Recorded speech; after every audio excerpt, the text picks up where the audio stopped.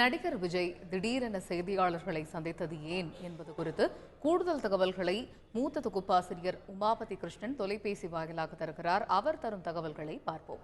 காலை வணக்கம் திரு உமாபதி. நடிகர் விஜய் திடீரென்று செய்தியாளர்களை சந்திக்க என்ன காரணம்?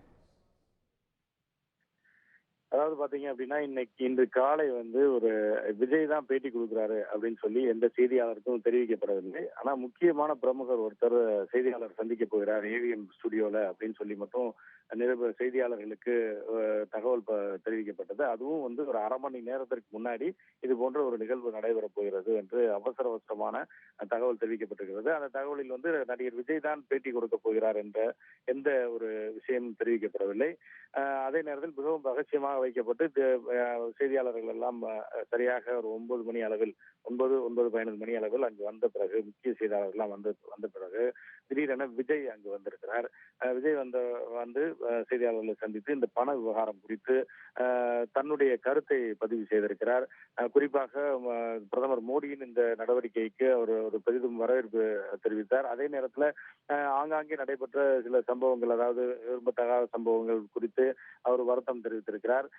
20% மக்கள், அதிலும் சிலர் தான் தவறு செய்யக்கூடிய வாய்ப்பு இருக்கிறது.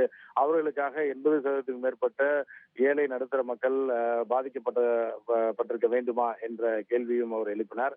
ஆனால் கடைசியில அவரிடம் செய்தியாளர்கள் வேறு சில கேள்விகளை கேட்க முற்பட்ட போது அவர் எந்த பதிலையும் தெரிவிக்கவில்லை. அவர் என்ன சொல்ல வந்தார் என்பதை மட்டும் சொல்லிவிட்டு கிட்டத்தட்ட ஒரு 5 நிமிடம் தான் அவர் பேசியிருக்கிறார்.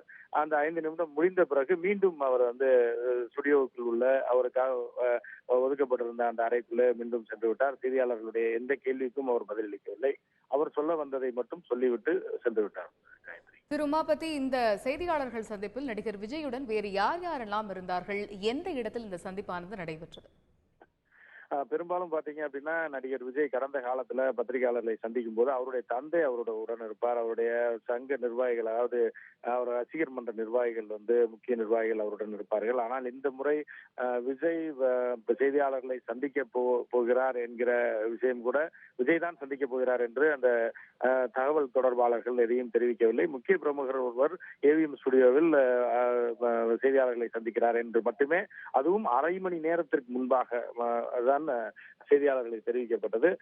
இந்த நிலையில் தான் விஜய் திடீரென அங்கு தோன்றி தன்னுடைய கருத்தை பதிவு செய்திருக்கிறார். வழக்கம் போல அவருடைய தந்தை எப்போதுமே அவர் கூட இருப்பார். இந்த செய்தியாளர் சந்திப்பிலும் அவர் இல்லாமல் இருந்ததில்லை. ஆனால் இந்த செய்தியாளர் சந்திப்பின் போது அவர் தந்தையுடன் இல்லை.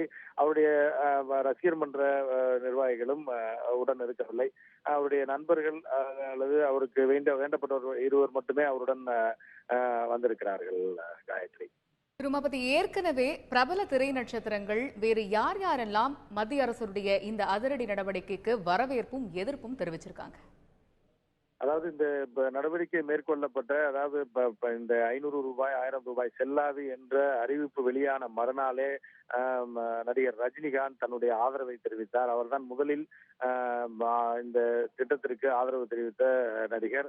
அதன் பின்னர் ஒரு 2 நாட்களுக்கு பிறகு கமலஹாசன் ஒரு அறிக்கையை வெளியிட்டார். அவர் இந்த திட்டத்தை ஆதரித்து ஒரு அறிக்கை வெளியிடப்பட்டது.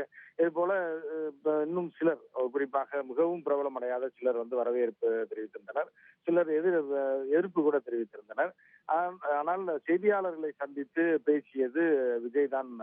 ஒரு முதல் முறையாக அந்த செய்தியாளர்களை சந்தித்து நடிகர் விஜய் தான் சந்தித்து தன்னுடைய கருத்தை பதிவு செய்திருக்கிறார்கள்.